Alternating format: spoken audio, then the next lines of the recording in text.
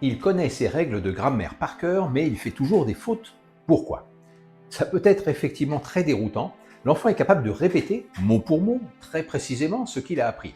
Un vrai magnétophone. Super. Mais quand il s'agit d'écrire un texte ou de faire sa dictée, rien n'y fait, les erreurs sont toujours au rendez-vous. La raison est en réalité très simple. Prenons une des règles de grammaire les plus courantes, l'accord des adjectifs, et voyons ensemble. L'adjectif s'accorde en genre et en nombre avec le nom auquel il se rapporte. Bien. Et maintenant, observons bien chacun des mots qui composent la règle, en séparant les mots qui évoquent des images, des mots abstraits, les mots sans images. Il y a d'abord les mots qui sont spécifiques à la grammaire, comme le mot adjectif. Bien sûr, sans savoir identifier l'adjectif parmi les autres mots, impossible d'appliquer la règle. Et puis ensuite viennent des mots qui ont un sens légèrement différent en grammaire et en français courant, comme les mots genre et nombre, qui cachent en réalité masculin, féminin, singulier et pluriel. Et également le verbe rapporte, qui fait le lien entre le nom et l'adjectif. Et si l'enfant fait de la dyslexie, plus ou moins prononcée, nous allons ajouter à la liste des mots sans image tous les petits mots, les mots outils que l'enfant apprend en primaire. L', S', en, qui apparaît 2 fois, et le, il, ce. Aucune image pour ces petits mots. Et avec des mots qui n'ont pas d'image, il y a des risques que l'enfant ne les prenne pas en compte, que ces mots disparaissent de son attention. Ensuite, les mots avec et auquel, 2 autres mots qu'il n'est pas évident d'associer à une image.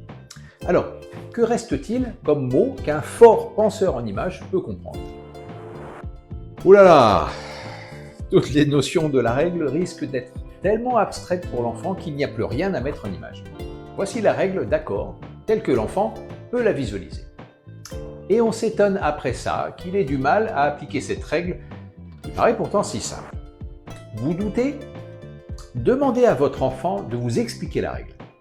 S'il y arrive, alors c'est parfait, vous pouvez arrêter cette vidéo. Mais si l'enfant reste quoi? Alors vous êtes au bon endroit. Il y a des chances qu'un mot, ou 2, ou plus de mots ne génèrent pas d'image pour votre enfant. Alors maintenant, la vraie question est comment faire autrement? En réalité, j'ai déjà presque donné la réponse. Puisque l'enfant a du mal à mettre des images sur certains mots, voire sur tous les mots.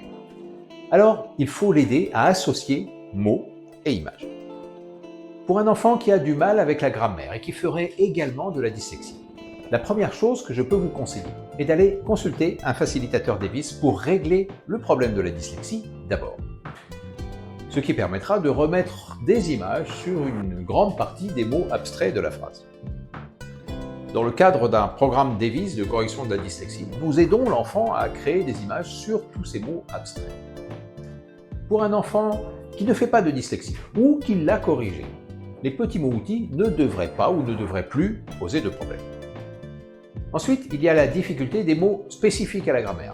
Et donc, là aussi, nous devons aider l'enfant à associer des images aux mots que contient la règle. Pour cela, il faut mettre des images sur masculin et féminin, pour s'approprier le sens de genre.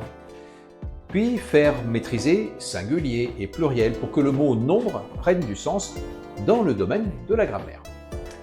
Et faire à l'enfant la maîtrise des concepts d'adjectif et de nom. Puis enfin, d'associer le tout avec le s'accorde et le se rapporte. Avec toutes ces étapes, l'enfant pourra maîtriser la règle et celle-ci prendra du sens dans son imagination, un sens que l'on pourrait mettre en image comme ceci. L'adjectif, joli, s'accorde, les flèches, le E et le S. En genre, on dit une plante, donc féminin. Et en nombre, c'est, donc il y a plusieurs plantes, pluriel, avec le nom, plante, auquel il se rapporte. On a une image de plusieurs plantes qui sont jolies.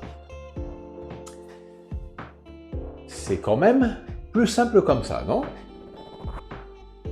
L'image que je vous ai montrée est la couverture d'un excellent livre de grammaire écrit par 2 de mes collègues, Claudine Clergeat et Ginette Donnet. Elles sont toutes les 2 facilitatrices Davis et le manuel est donc conçu pour vous aider à créer une représentation visuelle des mots et des concepts spécifiques à la grammaire. Voilà, je vous ai montré très rapidement ce qu'il est possible de faire. Maintenant, c'est à vous de jouer. Renseignez-vous auprès des facilitateurs Davis, commandez le manuel et faites des images, tout simplement.